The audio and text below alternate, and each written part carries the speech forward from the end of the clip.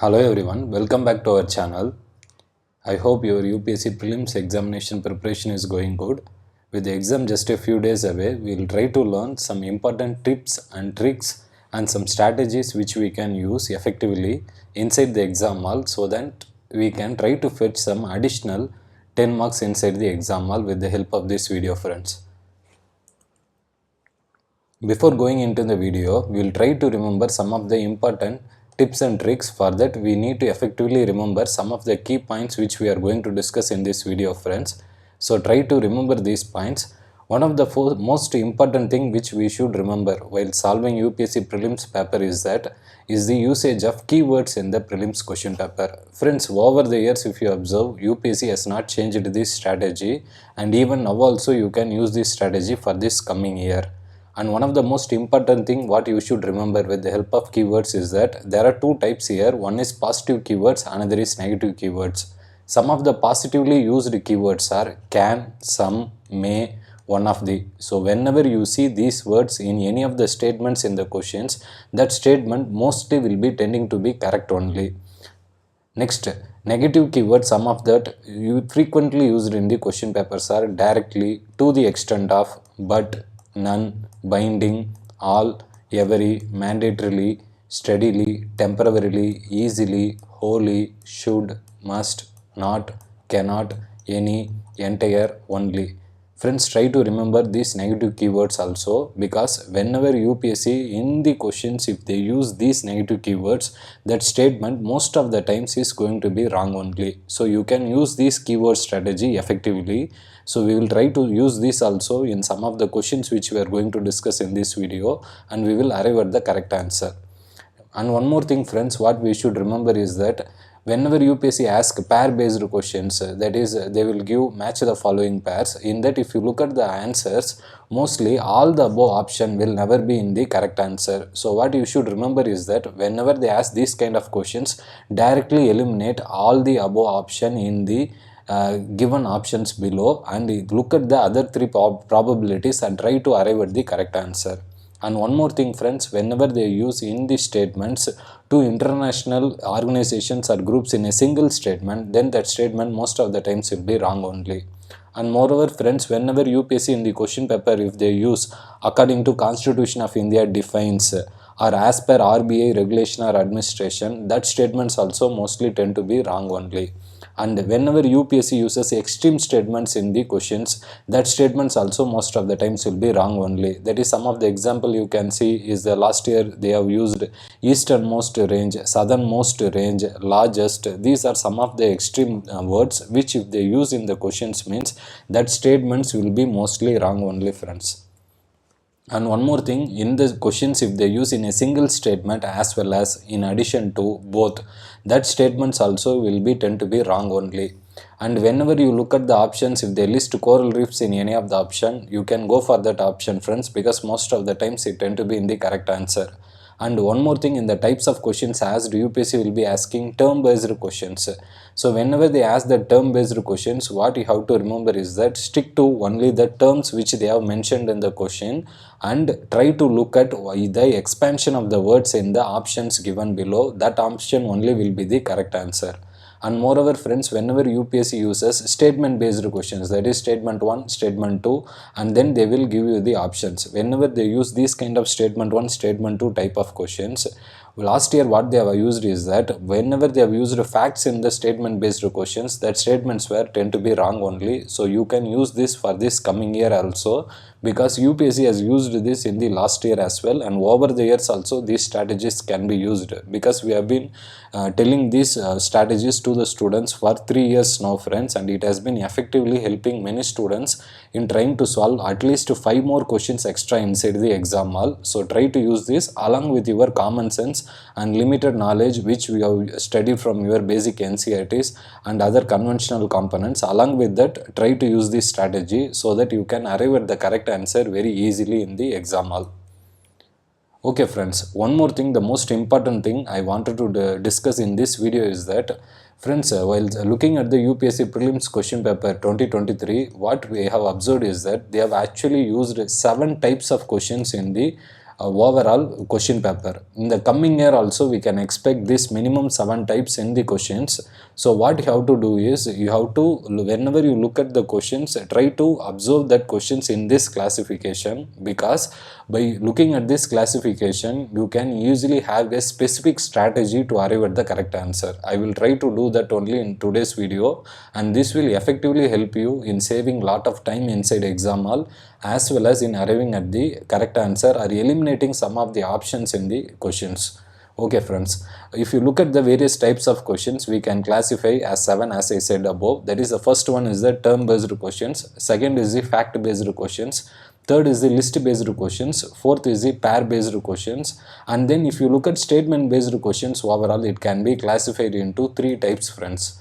That is, the statement based questions will be, consider the following statements, and in that options will be, that is, A option will be 1 only, B option will be 2 only, C option will be both 1 and 2, D option will be neither 1 nor 2. This is a conventional type which UPSC used to ask in the last 10 years. And if you look at in the statement based questions, normally the conventional questions they will be using 2 statements only, mostly. Some only in the rare cases they were using 3 statements in last year paper. And one more thing friends, whenever they use 3 statement questions, they have used a new trend also in the options. That is, this is the new thing which they have introduced. That is, how many of the options listed above are correct. Here they will list only 1 in the A option, and then only 2 in the B option, and then in the C option, if they use 3 statement types, they will give you only 3, and or else what they will give is all the above as one of the options.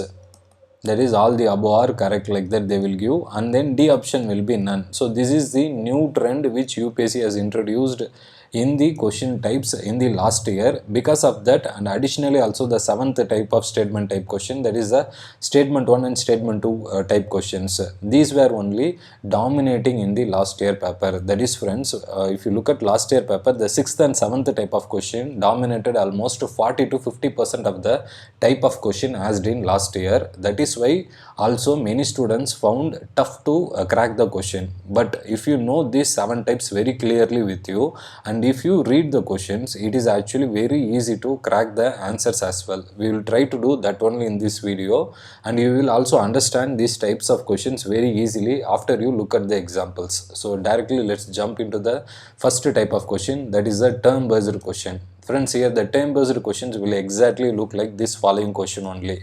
That is, they will use or introduce a term in the question, and they will try and they will ask you which of the one following best describes that particular term. This is how this question will, term based questions will look like. And whenever such kind of questions are asked, friends, please look at only the terms expansions in the options, and each and every term which option is using to the maximum in the explanation, that option only will be the correct answer.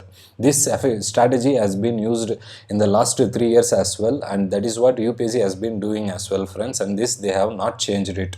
If you look at this particular question, the correct answer, if you look at the options as well, if you look at A, B, C and D option, friends, if you look at A option, they have used some countries. See friends, in the term they have used, they are nowhere mentioned countries, so you can eliminate that.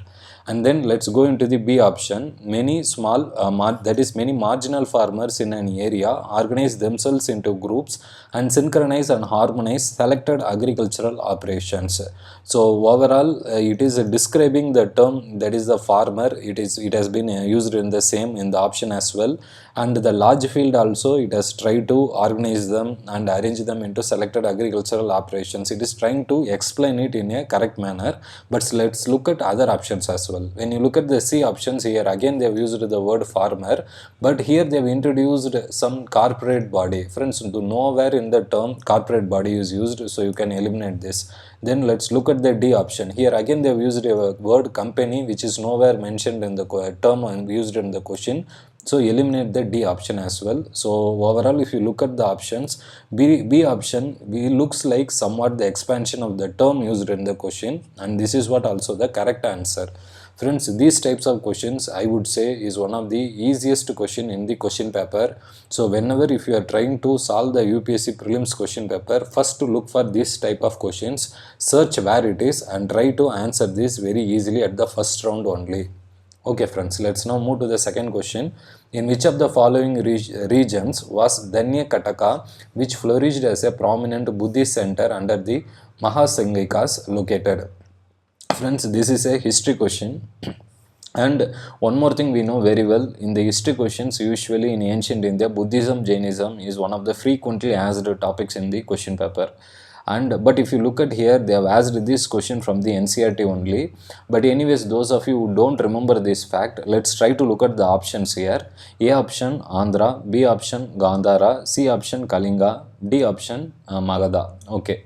Friends, one more thing, in the term based questions, UPSC has used one trick in the last year is that whenever they use any these kind of options, always look for the odd one out, because most of the times in the last year paper the odd one out turns to be the correct answer in the question paper. If you look at the options, the locations particularly Gandhara, Kalinga, Magadha, most of them are coming from Orissa, and they have mentioned the regions, but only one has been mentioned as a state, so it looks as an odd one, and this is the correct answer for this particular question. Okay friends, let's now move to the next question. With reference to ancient South India, Korkai, Pumbuhar and Mussoorie were well known as. Those of you who are coming from the state of Tamil Nadu, for them this question is very easy and I know they will be answering this question. But the students who are coming from other states, for them, for this particular question, see friends, whenever they ask these kind of questions, what you have to do is look at the question again. They have asked with reference to ancient South India. So they have used a word ancient as one of the key word in the question. So let's look at the options. A. Capital cities. B. Ports. C. Centers of iron and steel making. Friends, one thing you should understand, they are mentioning the word ancient. In the ancient time where there is center for iron and steel making, first of all you can eliminate this option. Okay, let's now look at the D option, shrines of Jain Tirthangas. Friends, one more thing also here you can think about deeply is Buddhism, Jainism, when it came into existence, and the following the temples and shrines which has been built for, and the followers who has came after that, it would have taken a longer period of time. I don't think that will come under the ancient South India. So if you eliminate the C and D option, you can arrive at E or B as the correct option. And one more thing friends, whenever you arrive at this particular scenario inside the exam hall, this is the most common scenario we will be facing inside the exam hall. And whenever, if you eliminate the options and if you are left out with two options, I would say please go for it, because the probability of you getting this answer to be correct is 50%. That is 1 by 2 as the probability. So I would say go for it, and mostly 50% your logical or rational guess or whatever. If you are doing any other guesses, blind guess, but don't do any blind guesses. Try to still arrive at any other limited knowledge you have and try to arrive at the option. As I said earlier, those who come from Tamil Nadu, they would have gone for the ports directly without using this kind of extensive analysis.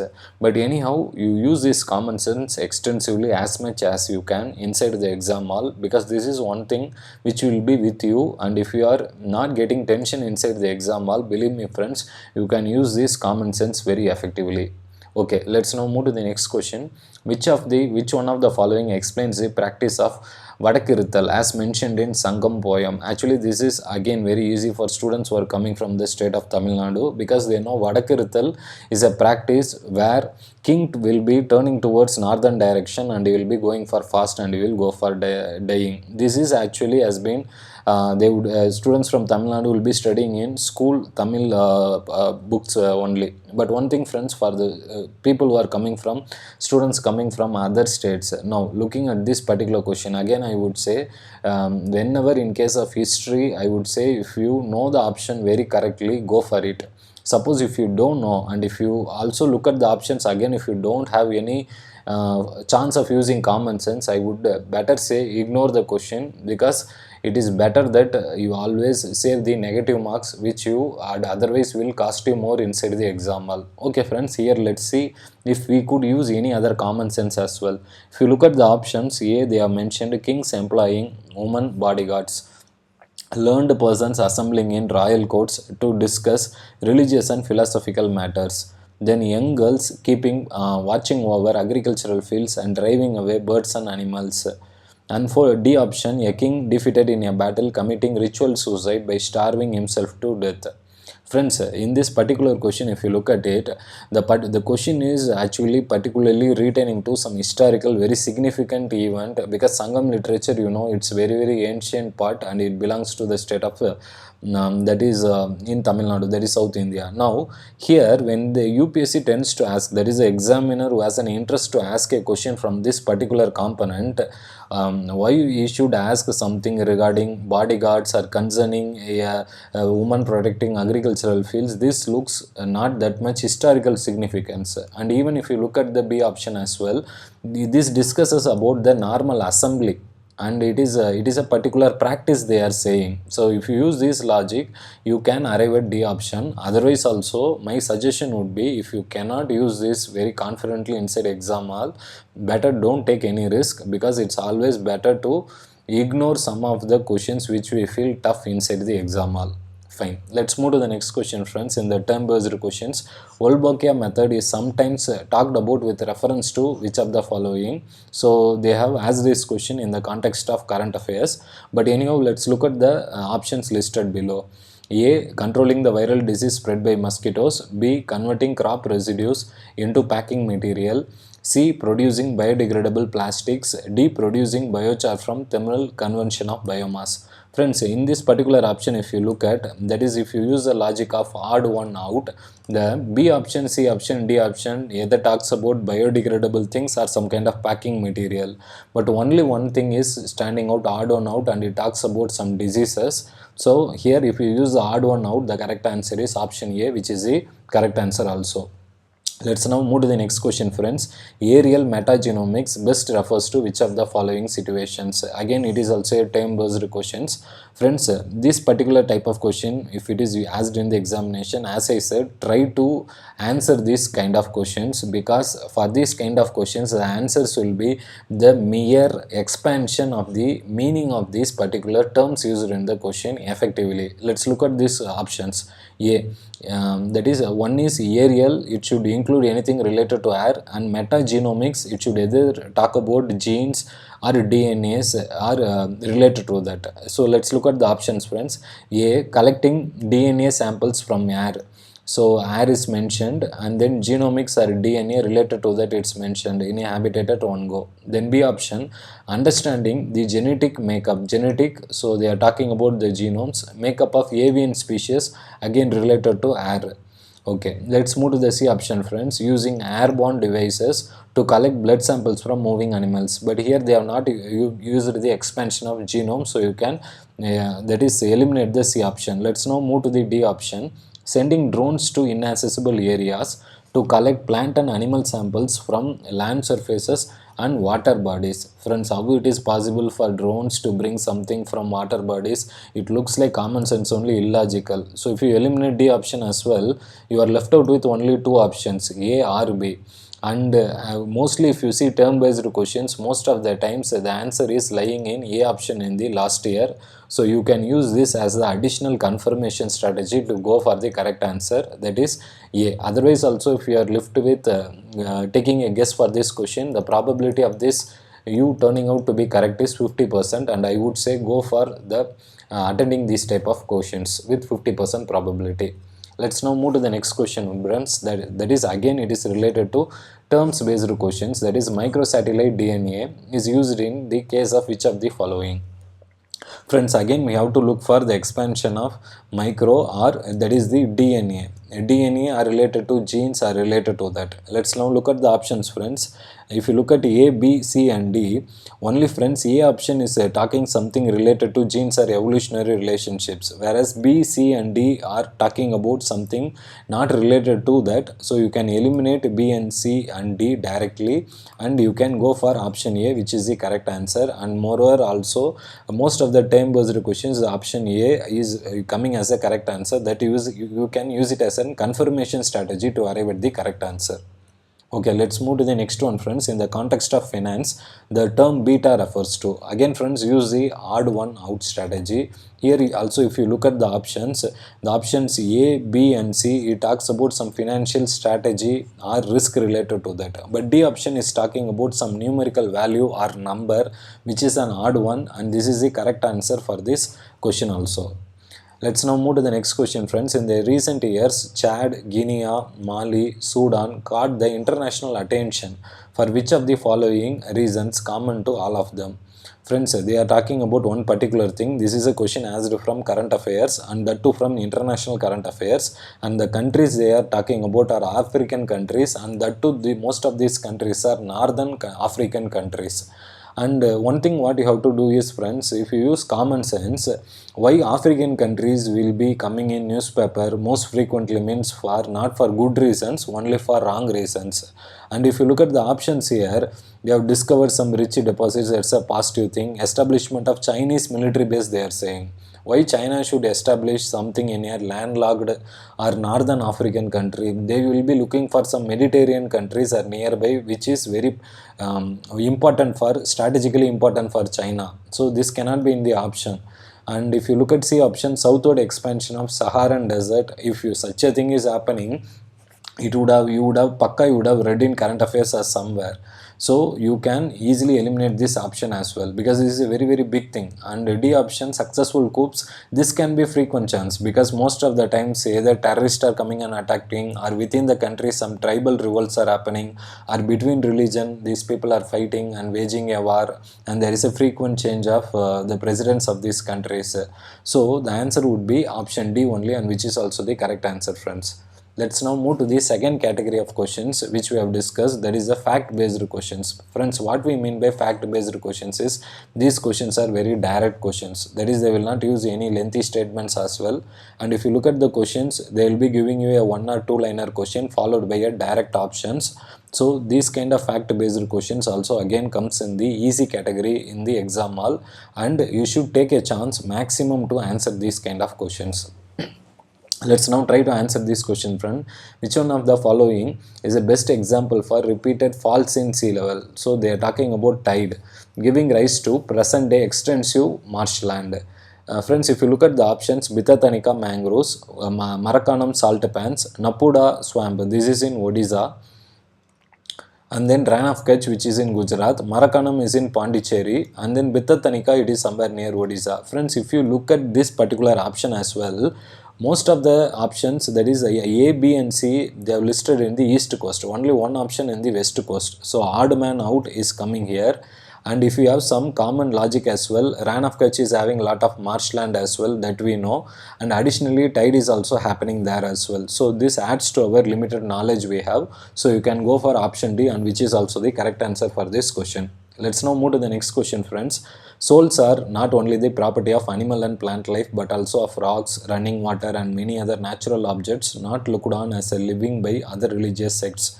The above statement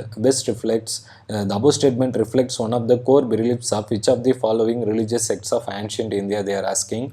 Friends, one thing I will always say, in UPSC the examiner will give always importance to ancient India. In ancient India, Buddhism and Jainism is the important topic, and every year pakka questions will be coming. Either in the questions related to that will be coming, or in the options related to that will be coming. And whenever such options are coming, that only will be in the correct answer as well. So if you look at that logic, the answer has to lie in either A or B, and you know very well that is killing not even an animal life is one of the qualities of Jainism. So you can go for option B, which is also the correct answer here.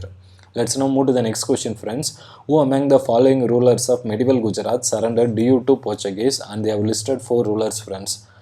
Sir, what we should do for this type of kind of questions inside exam hall means, if you ask me, means I would say this is the crucial best example for questions which you should ignore, or which you should pakka you should not attend inside the examination hall, because attending these type of questions without any common sense or logic will make you to land in negative mark, and believe me, that will seriously cost you inside the examination hall.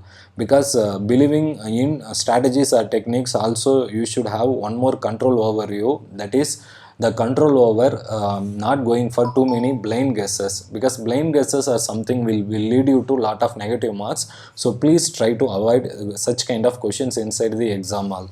Let's move to the next question, friends. By which one of the following acts was the Governor General of Bengal designated as the Governor General of India? Friends, we know very well, if you would have read the basic NCRTs of 6th standard, 7th standard, 8th standard, we know very well the Governor General of Bengal or Governor General of India, this transformation will come in Charter Act 1813 or 33.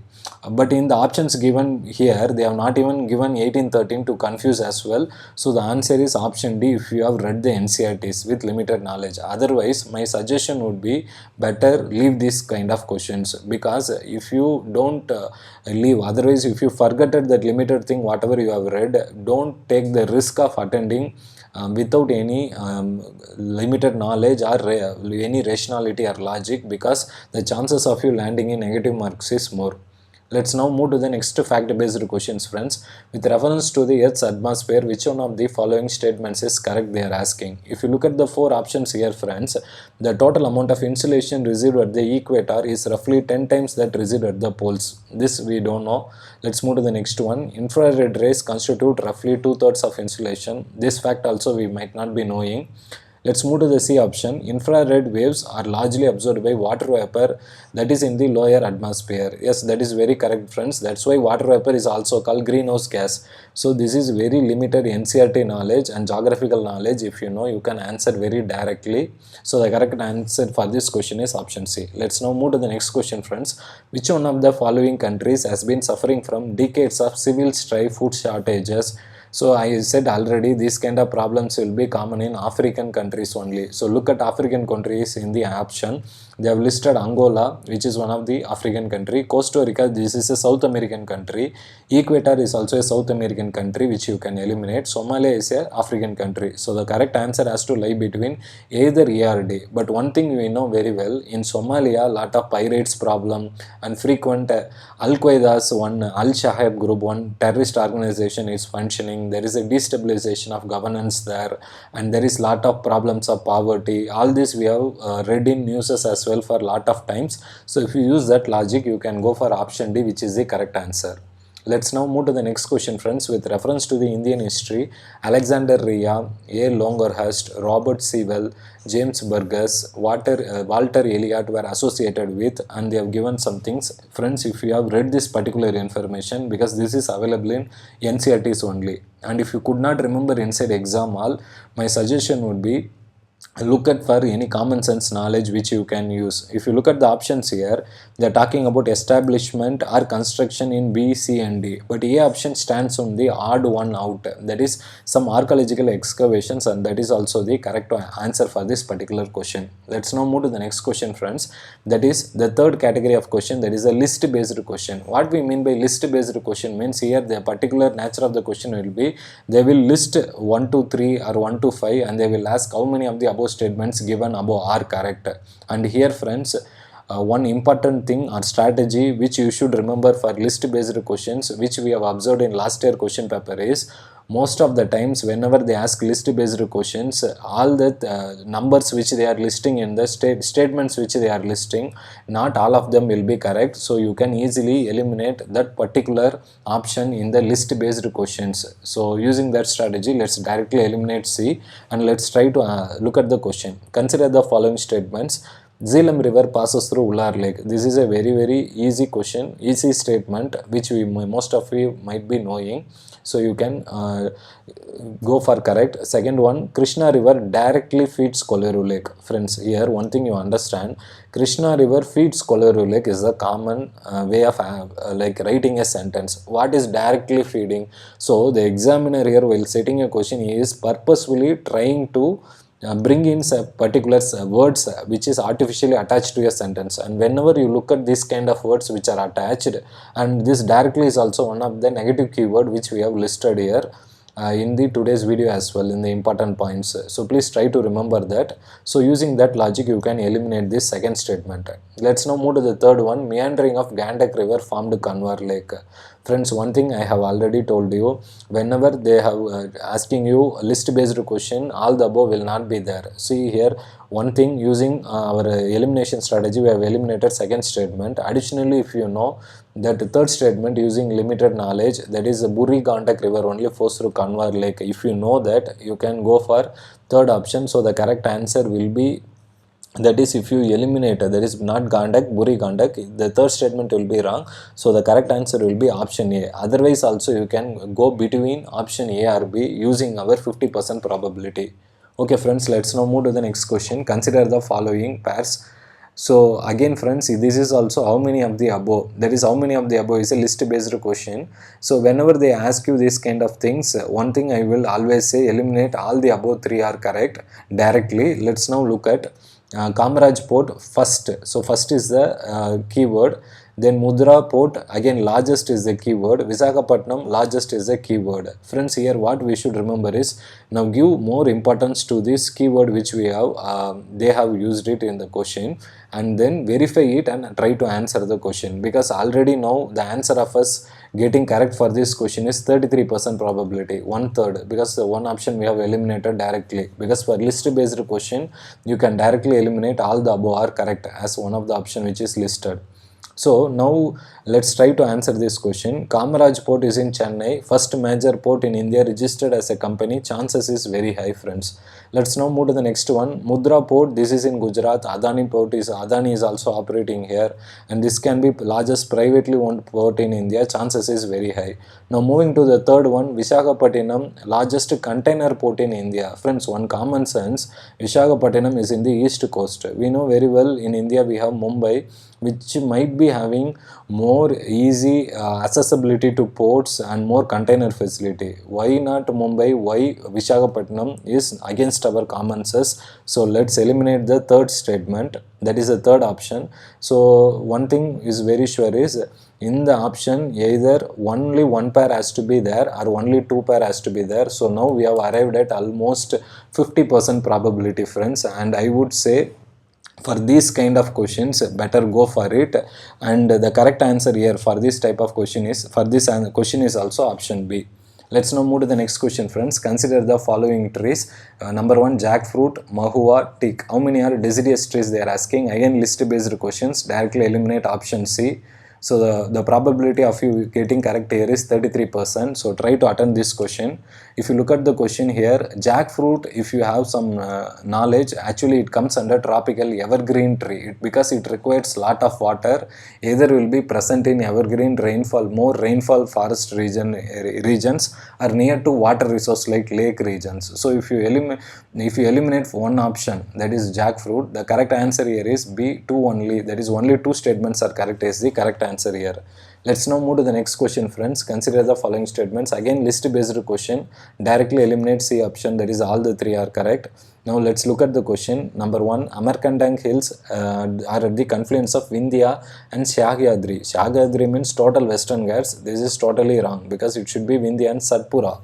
Okay, let's now move to the next one, friends. Bilgiri Rangan hills constitute the easternmost. This is the extreme statement I have told at the starting of this video. Whenever UPSC uses extreme words, that statement will be wrong. Let's now move to look at the third statement. Sesachalam hills constitute the southernmost. Again, extreme word, eliminate it. So here all are wrong. So the option is D, which is also the correct answer. Let's now move to the next question, friends. With reference to India's projects on connectivity, consider the following statements. Friends, one more thing, in the UPSC last year what they have done is, whenever they have asked any facts in the questions, most of the times that facts are tending to be wrong. So use this logic also in like in answering this particular question. East-west corridor under golden quadrilateral connects Dibrugarh and Surat, which is a fact. And trilateral highway connects More and then Chiang Mai in Thailand, so eliminate it. BCM corridor connects Varanasi and Kunming. This is also a fact. And how many are correct? So mostly facts will be tend to be wrong in the question last year. So the option is D. So this particular strategy also, whenever you come across a serious fact which you feel, which you are not sure, you can consider it as wrong mostly in the exam hall. Let's now move to the next question, friends. Consider the following fauna. Again, this is a list based question. List based question, all the above will not be correct, so eliminate the C option. Let's now move to the question. So they have listed number 1 lion-tailed macaw, Malabar civet, 3 sambar deer. How many of the generally above are nocturnal or mostly active after sunset? Friends, in this particular question, if you know correctly, try to answer. Otherwise, try to ignore this question, because in this particular question, only Malabar civet will be coming as the correct answer. Otherwise, if you don't know, better don't take the risk of attending and land up in the negative territory. Let's now move to the next 4th based category of question, that is a pair based question, friends. In pair based question, one unique thing which will be finding is they will be giving you in pair based format, and even in pair based questions also, all the above options will never be correct. In last year experience we have observed, so eliminate that directly in this year as well. So if you eliminate only, that is all the above, that is not the C option, friends, it is the D option, that is D should be eliminated. If you eliminate D option, then all the that is all 4, that is D should be eliminated. So the probability is now 33. Please try to go for this kind of questions.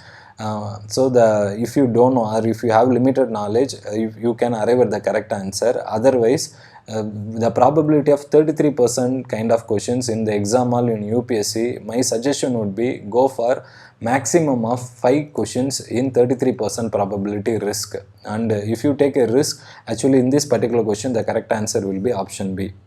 Let's now move to the next question, friends. Consider the following pairs. That is again pair based questions. All the above should not be there. First directly eliminate it. Then let's look at the question. And one more thing, friends, one more thing I wanted to say additionally is that what UPSC has been doing is that either they are asking a fact which will be wrong in a particular statement, because whenever they have used a fact in last year question statements, most of them are wrong. That one particular strategy you can rely on. Second one, what they are using in facts also, they are coming out with facts and they are coming out with exchange of information or facts. This is one thing UPSC examiner is consciously doing and making you to go into the trap. So use this strategy as well. Whenever you come across a fact or pair, the chances of them going into the exchange of information is very high, and chances of them going to be wrong is more high. If you look at this particular question as well, number 1, sea feeds, giant clouds of dust and gas in space, nebulae, stars which brighten and dim periodically. If you have NCERT knowledge, that is nebulae comes under dust and gases. So one thing is they have interchanged the facts. And if you look at pulsars, pulsars will dim and brighten. This is also limited knowledge available in NCERT. So they have particularly, what they have done is they have exchanged the facts in this particular question. So the correct answer is option D. So whenever you come across this kind of pair based questions, particularly facts, they have high chance of exchange. So always try to have a particular awareness in reading these kind of questions. Let's now move to the next question, friends. Consider the following pair. Always in pair based question, eliminate the all the above will be correct, that will not be there. At least one will be listed as wrong in the particular pair. If you look at this particular question as well, the first option is the wrong pair and the correct answer is option B. If you have limited knowledge, you can do it. Otherwise, you have 33% probability, go for it, because you can attend 5 to 6 questions like this. Let's now move to the that is the 5th major category. That is, now we are going to see 3 more categories, new types, that is a statement based questions. As I discussed at the starting of this video, in statement based we have 3 types. One is 2 statement questions, the second is 3 statement questions, then statement 1, statement 2 type based questions. Let's now go into the first statement based question type, that is 2 statement based question. This is a conventional type questions, friends. This is the trend UPSC has been asking in the last 10 years, where the options will be 1 only, 2 only, both 1 and 2, neither 1 and 2. And here you can use elimination strategy to the highest level and it will be working to your advantage only. If you look at it here, consider the following statements. Carbon fibers are used in the manufacturing of components used in automobiles and aircrafts. So this is considered to be a positive statement. Let's now move to the second one. Carbon fibers once used cannot. Cannot is a negative keyword. You can eliminate it. So first statement, if you have limited knowledge, you can go for it. Otherwise, if you have one more tip as well, in science and tech based questions, whenever they ask you some application, in positive sense, mostly it will be correct only. So here if you use that logic, the option A will be the correct answer. Let's now move to the next question, friends. Consider the following statements. Number 1, ballistic missiles are jet propelled at subsonic speeds throughout their flights, while cruise missiles are rocket powered only in the initial phase of flight. Friends, one thing we know, only is a negative keyword and that statement will be wrong. And one more thing, in UPSC, what we need to understand is comparison based sentences, higher than, lower than, as compared to the extent of, or they are comparing in a single statement two particular facts, then that particular facts might have been exchanged in highest sense. Here also last year UPSC, if you look at the second statement, Agni is a medium term supersonic cruise missile, while BrahMos is a solid fuel intercontinental ballistic missile. Here they have exchanged the fact. So whenever UPSC use in a single statement fact, the chances of them going to be wrong is more. In addition, the exchange of fact is also going to be high. So if you use these two logics, both the statements are wrong. So the correct answer is option D. Let's now move to the next question, friends. Consider the following statements. In a seismograph, P waves are recorded earlier than S waves. This is available in NCERT 11th standard. Let's now move to the second statement, friends. In P waves, the individual particles vibrate to the direction and the S particles will be vibrating perpendicular. Both are available in NCERT and the correct answer is option C. Let's now move to the next category of question, friends. Sixth category, that is the three statement questions. This is the new trend which UPSC has asked in the last year. That is, in the options, what they will do is they will ask how many of the above statements, that is only one, only two, all the three, none, are correct, like that. This particular pattern is introduced for the first time last year, and because of this many students felt very tough. And in this, friends, if you observe last year UPSC, they have asked around 20 to 25 questions in this manner. And here for all the options, when we look at the UPSC answer keys officially, we have observed that for all these three statement based questions, that is new trend based questions, they have particularly listed at least one statement as wrong. That is, you can directly eliminate all the above in the answer directly and go for 33% probability in these questions. Now, if you look at here as well, consider the following statements. India has more arable land than China. So, they are using comparative facts, that will be wrong only. And the proportion of irrigated area is more in India as compared to China. Again, here they are comparing, friends, but here one exception is this particular fact is correct. If you have one limited knowledge that in India we have invested very heavily in first year planning. When India got independence, our Jawaharlal Nehru invested heavily in building dams. That's why dams are the temples of modern India, they say. So due to that, irrigation capacity in India is high. If you have that knowledge, you can use it and arrive at this fact.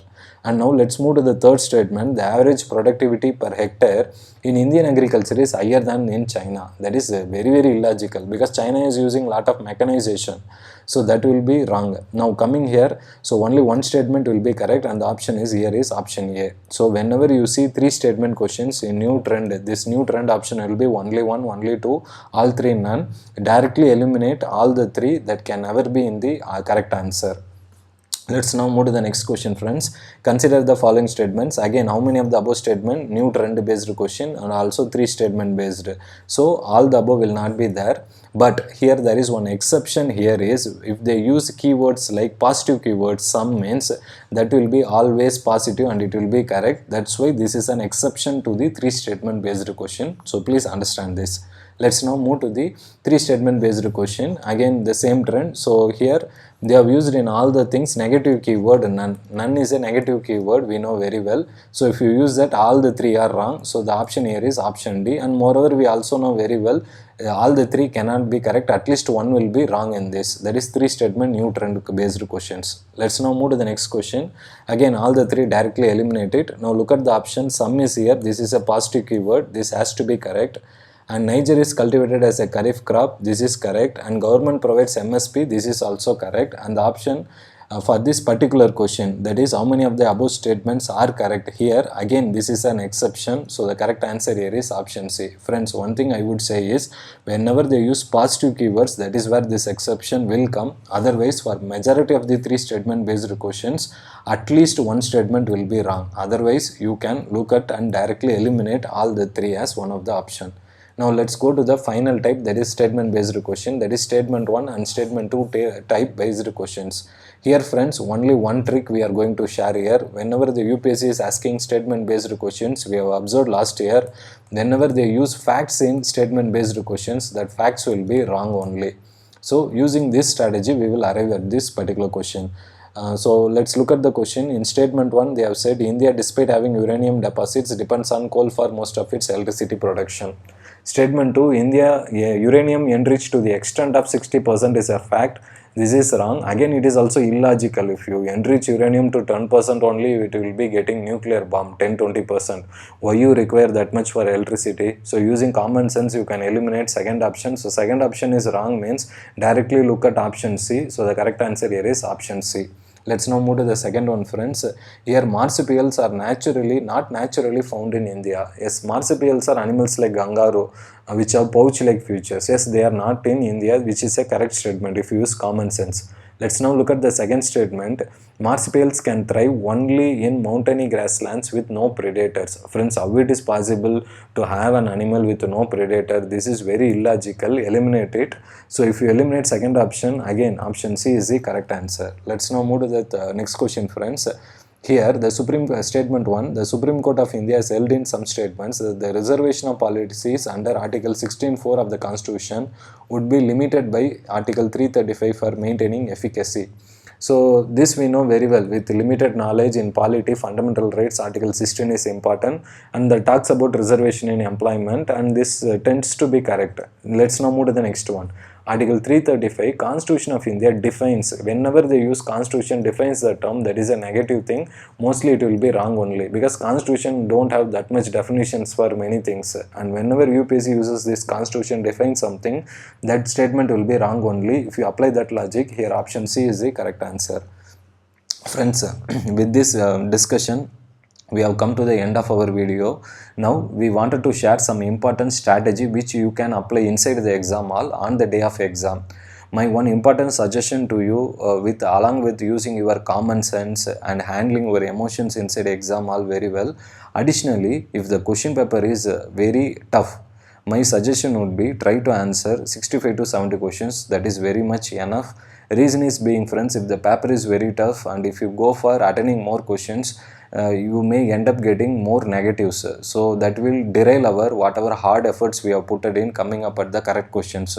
So whenever the paper is tough, please make sure you are attending the things which you are very clear and maintain your accuracy level very high. Suppose if the question paper is easy or moderate range, go for 80 to 85 questions, friends. Again, here also don't attend all the 100 questions. Reason being that UPSC every year, over the years we have observed this, that 10 to 15 questions minimum will be tough questions. At least 5 questions will be extreme tough which nobody can answer. And if you tend to attend those questions as well by guessing or doing blind guess or illogically applying elimination strategy, you will be ending up in negative marks only, and that also will derail our overall marks. So please make sure your accuracy is important, and also make sure that you attend at least this minimum 65 questions inside the exam hall at any case. Okay friends, let's now additionally learn one more important tips which we can learn or apply on the day of exam. One important suggestion I would say for the candidates who are going to give this year thing is, friends, before going into the UPSC exam hall, your exam starts at morning 9:30 to 11:30 and your entry will be at sharply at 9 o'clock. That is half an hour before you have to be there sharply. So my suggestion would be try to reach the exam hall 8:30, and from 8:45 to 9 o'clock or 8:30 to 9 o'clock, try to take UPSC previous year questions and practice the question paper, and try to use the common sense or look at the answer as well and try to revise that and try to just practice that. The reason being that the practicing this before going to the exam hall will give you some momentum, so that the moment you take up the question paper, your brain should be very active functionally. So it should not take some time to get the focus on the question paper. So try to do that. Make sure that you get the focus from the second one inside the exam hall. So try to practice UPSC PYQs before you tend to enter the exam hall. Second thing, keep focus on your question paper while you are attending the prelims. This thing what I wanted to convey to you is, make sure the two hours which you are going to spend inside the exam hall is what is going to make whether you are going to clear or not clear. And here what I would say is, whatever knowledge, whatever things you have prepared for over the years or last 1 year, you should not take that as a tension inside the exam hall, because the reason being that whatever things which they are going to ask, if the paper is tough, it is going to be tough for others as well. So you don't need to take tensions for that. You make sure what questions you can answer correctly and what are the questions which you can ignore. That is identifying that 5 to 10 very tough questions inside the exam hall and ignore that question. Don't try to spend time as well on those kind of questions, so that you can save some time as well and invest that time on questions where you can take logical guess. Now one more thing friends, your coding sheet is very important. Make sure you correctly mark it. Here what I wanted to convey is, whenever you answer the first question, from the moment start marking that answer for that directly into the coding sheet. Don't answer all the questions and then come to the coding sheet. Believe me, this will give unnecessary tension. So please don't do that. And whenever when you go to the exam hall, when you get the question paper, make sure that when you get the coding sheet as well, make sure you fill up all the columns, whatever name, roll number, the question paper series, and whatever the attendance sheet, everything very carefully, correctly. Please make sure you don't do any mistake there as well. So keep your focus, attention to the highest level and do this, and don't do any silly mistakes here. And moreover, whenever you mark a correct answer, if the correct answer for question number 1 is option A, you should mark that correctly. Don't do any nervousness, don't take any tension, and while touching the coding sheet, don't illogically enter B, C or D wrongly, because most of the times candidates every year do that silly mistake as well. So try to be very alert while marking on the coding sheet, and do it simultaneously when you are attending the question, and when you crack the question, immediately mark it in the coding sheet. Don't do it at the end. And for CSAT friends, time management is very important. This I have told last year as well. And my important suggestion for this year candidates would be also, friends, one important thing is, you have 80 questions in CSAT and you need to get only 27 questions net correct to get that qualifying mark. So here my what is my suggestion would be, please try to attend 45 to 50 questions minimum, because even if you make 10 questions at the worst case wrong, you will end up in the cutoff to qualify for the CSAT. Additionally as well friends, when you get the question paper, your question paper will be pakka containing 25 to 30 dead easy or easy questions or moderate easy questions. Look for those questions, and those questions will be distributed in maths and some comprehension questions and some reasoning questions. So identify those questions in the first 1 hour and try to answer that first in the first round, and then move on to the next one. So try to manage your time very effectively and keep your focus and aggressiveness to the highest level for the CSAT paper. Make sure you have some tea or coffee before entering the CSAT paper, so that you don't get sleepy in the afternoon time 2:30 to 4:30. So make sure that after doing GS paper 1 very well, don't be overconfident. Try to use the 2 hours which is available very effectively for preparing, especially for the CSAT, some formulas, comprehension, go through and practice for CSAT as well, the UPSC PYQs before entering the exam hall, because that will give you the momentum to crack the questions. So overall friends, my strategy or our takeaway from this particular video is the types of questions which we have discussed here, and overall we have seen these 7 types of questions very clearly. And one important thing is, term based questions, whenever they ask friends, the terms which they are going to give in the question, look for the expansion of the words only in the options, and that only will be the correct answer. Don't look at any new words which are introduced in the explanation. That will be out of context and that will be wrong. And coming to fact based questions, list based questions, friends, in fact based questions, one important thing, whenever UPSC is asking any facts, Like last year they have asked India contributes 3.2% of global exports, that is wrong, and most of the statements were wrong. So whenever they ask facts, that will be wrong, and most of the times the facts also they have been using exchanging the facts. That is, this you can see in one question based on chess which they have asked last year. That is for men and women's chess, they have exchanged the cups in that tournament which they have listed in the statement. That is also an exchange of facts which they have done consciously to make it wrong. So what they are doing in fact based question is, facts will be either wrong or there will be exchange of information, and also apply the odd one out in the fact based question, which will be helping you in arriving at the correct answer. List based question, pair based question, one common thing will be always eliminate all the correct option or all the above. That will never be the answer, because at least one statement or one pair or one statement will be wrong in the question which they are going to give you. Now coming to the statement based questions, we have three types: conventional, new trend, and statement 1 and 2.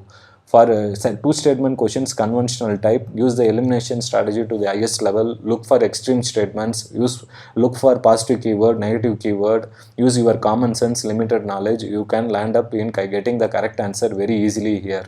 But in three statement questions, new trend, one simple thing what you can do is, whatever statement, three statement they are going to list, at least one of them is going to be wrong. So all the above cannot be in the one of the option. So eliminate that. That will be in the C option only. So your probability will be 33%. Now use any limited common sense or any keyword strategy, any your knowledge, and try to get the answer now. Friends, and coming to statement 1 and 2 type questions, here we have seen whenever they use facts, that facts will be wrong. If you use this logic only, you can come at the correct answer. So try to practice more 3 statement based questions and statement 1 and 2 type questions for this year, and keep your alertness to the highest level, and try to remember the important positive keyword and negative keyword which we have discussed in this video, friends. So I hope this video will help you to get that extra 5 to 10 questions inside the exam hall, and try to keep your common sense to the highest level. Try to stay calm, friends, because staying calm and emotionally being very stable inside the exam hall and being with the question paper 100% will help you to arrive at many questions. Even those questions which you don't know also, you can try to arrive at it and get the cutoff which is that is last year it has came around only 77-78. So try to get maximum 40 to 45 range net questions correct for this year, and try to prepare well, and stay calm, friends, and all the best. Thank you.